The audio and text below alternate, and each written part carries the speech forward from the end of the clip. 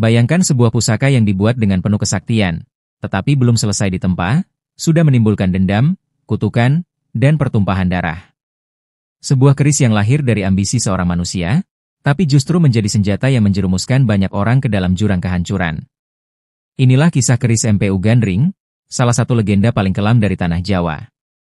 Kisah tentang pengkhianatan, kekuasaan, dendam, dan kutukan yang tak hanya menelan satu atau dua korban, tetapi berujung pada runtuhnya sebuah dinasti besar.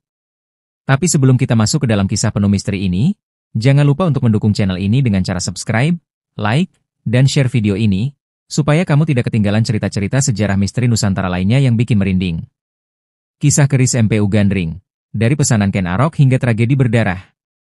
Bagian 1, latar belakang, Jawa di masa Ken Arok.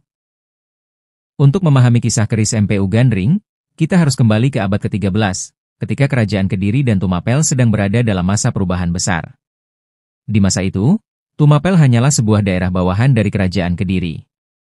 Namun, di balik kesederhanaannya, ada seorang lelaki ambisius yang kelak mengguncang sejarah, Ken Arok. Ken Arok bukanlah bangsawan. Ia hanyalah seorang rakyat biasa yang dikenal sebagai pemuda nakal, gemar berjudi, dan bahkan sering merampok. Namun, ia memiliki kecerdikan, keberanian, dan ambisi besar untuk mengubah nasibnya. Dalam berbagai babat dan serat Jawa, Ken Arok digambarkan sebagai sosok yang pandai memanfaatkan kesempatan. Ia berhasil masuk dalam lingkaran kekuasaan Tunggul Ametung, seorang aku atau semacam penguasa daerah Tumapel. Namun, di dalam hatinya, Ken Arok menyimpan keinginan besar, merebut kekuasaan Tumapel, sekaligus merebut hati Ken Dedes, istri Tunggul Ametung, yang terkenal sebagai wanita cantik penuh wibawa. Ambisi inilah yang kelak menjadi awal mula tragedi besar yang melibatkan keris MPU Gandring. Bagian 2, pertemuan Ken Arok dengan MPU Gandring. Untuk melaksanakan niatnya merebut kekuasaan, Ken Arok membutuhkan sesuatu yang lebih dari sekadar keberanian. Ia membutuhkan senjata sakti yang mampu menjatuhkan lawannya. Disinilah nama MPU Gandring muncul. MPU Gandring adalah seorang empu, atau pandai besi legendaris, yang dikenal memiliki kemampuan membuat keris dengan kekuatan luar biasa. Keris buatannya bukan hanya sekadar senjata, melainkan pusaka yang diyakini memiliki tuah dan kekuatan gaib. Ken Arok pun mendatangi MPU Gandring dan memesan sebuah keris khusus. Ia menginginkan keris yang tidak hanya tajam secara fisik, tetapi juga memiliki kesaktian untuk mengalahkan musuh-musuhnya. MPU Gandring menerima pesanan itu, meskipun ia tahu bahwa pemuda yang memesan bukanlah orang sembarangan. Dalam hatinya, MPU Gandring merasakan ada sesuatu yang janggal. Namun, sebagai empu, ia tetap melaksanakan tugasnya. Hari demi hari, keris itu ditempa. Logam dipanaskan dalam api menyala, dipukul dengan palu sakti, dan dibentuk dengan ketelitian tinggi. MPU Gandring mencurahkan seluruh ilmunya ke dalam keris tersebut. Namun, pembuatan keris sakti bukanlah pekerjaan sehari atau 2 hari. Keris pesanan Ken Arok membutuhkan berbulan-bulan bahkan bertahun-tahun untuk benar-benar sempurna. Dan disinilah kesabaran Ken Arok diuji. Bagian 3, ambisi dan ketidaksabaran Ken Arok. Ken Arok adalah sosok yang ambisius, penuh gairah, tetapi juga tidak sabaran. Ia ingin segera memiliki keris itu untuk melaksanakan rencananya menggulingkan Tunggul Ametung.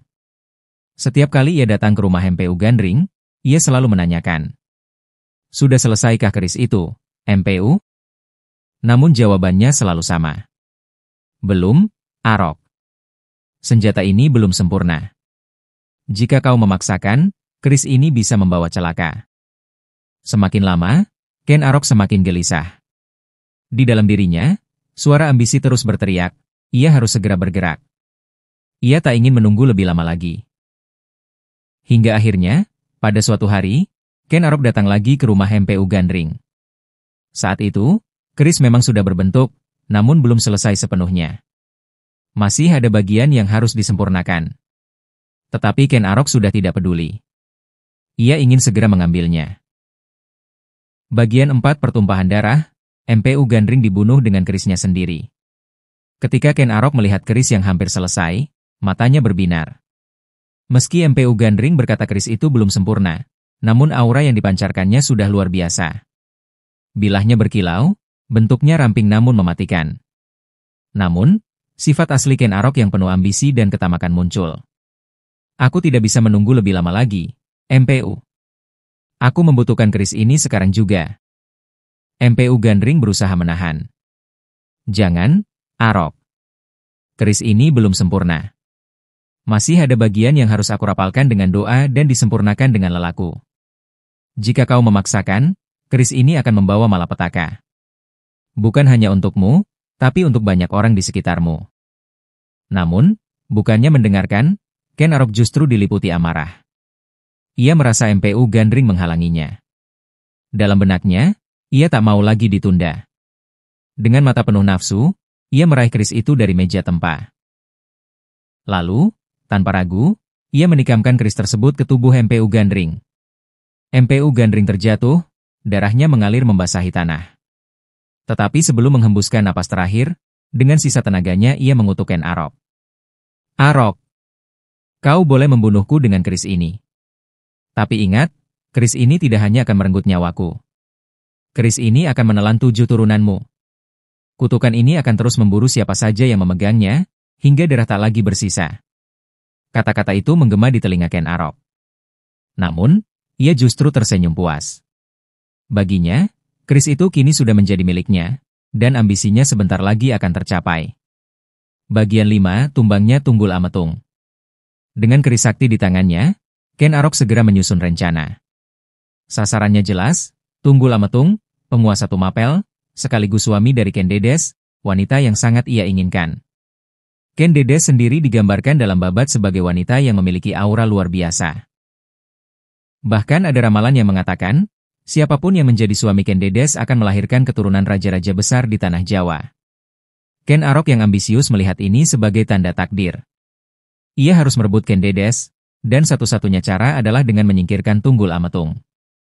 Maka, pada malam yang kelam, Ken Arok mendekati Tunggul Ametung dengan keris MPU Gandring di tangannya. Dengan satu tusukan cepat, Tunggul Ametung tewas di tangannya. Namun, untuk menghilangkan jejak, Ken Arok menyusun siasat licik. Ia menuduh orang lain, bahkan menyebarkan fitnah, sehingga kecurigaan tidak langsung mengarah kepadanya. Kematian Tunggul Ametung mengguncang Tumapel. Namun tak lama, Ken Arok berhasil merebut posisi sebagai penguasa Tumapel. Ia menikahi Ken Dedes, dan dari sinilah garis keturunan raja-raja besar dimulai. Tapi jangan lupa, kutukan MPU Gandring masih menggantung di atas kepalanya. Bagian 6 berdirinya Singasari dan bayang-bayang kutukan. Dengan siasatnya, Ken Arok akhirnya berhasil mengukuhkan kekuasaan. Dari seorang rakyat jelata, kini ia menjadi penguasa Tumapel. Tak hanya itu, ia juga menaklukkan wilayah sekitarnya dan akhirnya mendirikan kerajaan besar, Kerajaan Singasari. Namun, sejak saat itu pula, pertumpahan darah terus menghantui. Keris MPU Gandring tak berhenti menelan korban. Konon, keris itu berpindah tangan dari satu orang ke orang lain, dan di setiap pemegangnya, selalu ada darah yang tertumpah. Inilah yang membuat keris itu dijuluki sebagai keris terkutuk. Ken Arok mungkin merasa telah mencapai puncak ambisinya, tetapi nasib berkata lain. Karena kutukan itu pada akhirnya kembali padanya sendiri. Bagian 7 Tragedi, Kematian Ken Arok. Kutukan MPU Gandring mulai menunjukkan wujudnya ketika Ken Arok harus menghadapi musuh dari dalam istana sendiri. Salah satunya adalah Anusapati, anak Ken Dedes dengan Tunggul Ametung. Anusapati menyimpan dendam mendalam terhadap Ken Arok, karena ia tahu bahwa ayah kandungnya mati di tangan Ken Arok. Dendam itu memuncak. Dengan penuh amarah, Anusapati merencanakan pembunuhan balas dendam. Dan ironisnya, senjata yang digunakan untuk membunuh Ken Arok adalah keris MPU Gandring. Keris yang dulu ia gunakan untuk membunuh Tunggul Ametung, kini kembali menusuk tubuhnya sendiri. Ken Arok pun tewas. Kutukan MPU Gandring kembali terbukti. Bagian 8 Darah tak pernah usai. Namun kutukan itu tidak berhenti di situ. Setelah Anusapati naik tahta, ia pun hidup dalam bayang-bayang keris MPU Gandring. Balas dendam menjadi lingkaran tak berujung. Keris itu terus berpindah tangan, terus menelan korban, hingga akhirnya benar-benar mengubah jalannya sejarah kerajaan Singasari. Keris yang awalnya hanya sebuah pesanan senjata, berubah menjadi simbol dendam, ambisi, dan kutukan. Bagian 9 Simbolisme dan Misteri Keris MPU Gandring. Bagi masyarakat Jawa, kisah keris MPU Gandring bukan sekadar cerita berdarah. Ia adalah sebuah simbol. Simbol bahwa ambisi tanpa kesabaran akan membawa kehancuran. simbol bahwa pengkhianatan dan kezaliman pada akhirnya akan kembali kepada pelakunya. Dan simbol bahwa kesaktian tanpa kebijaksanaan hanyalah jalan menuju petaka. Hingga hari ini, kisah keris MPU Gandring masih sering diceritakan. Ada yang percaya keris itu benar-benar ada pula yang menganggapnya sebagai mitos atau legenda moral yang syarat dengan pesan kehidupan. Namun, satu hal yang pasti, nama MPU Gandring akan selalu diingat sebagai empu yang bukan hanya membuat keris, tapi juga meninggalkan kutukan abadi dalam sejarah Jawa. Penutup, kisah tragis yang tak pernah padam. Demikianlah kisah keris MPU Gandring, dari pesanan Ken Arok hingga tragedi berdarah. Dari seorang pemuda nakal bernama Ken Arok, lahirlah sebuah kisah penuh ambisi dan pengkhianatan. Dari tangan seorang empu yang dikhianati, lahirlah kutukan yang mengubah jalannya sejarah. Keris MPU Gandring bukan hanya sebuah pusaka, tetapi juga peringatan bahwa kekuasaan yang diraih dengan darah dan pengkhianatan, pada akhirnya akan runtuh dengan darah pula. Jadi, bagaimana menurutmu? Apakah keris MPU Gandring benar-benar ada, atau hanya legenda penuh simbol? Tulis pendapatmu di kolom komentar, dan jangan lupa untuk subscribe agar tidak ketinggalan kisah misteri Nusantara lainnya.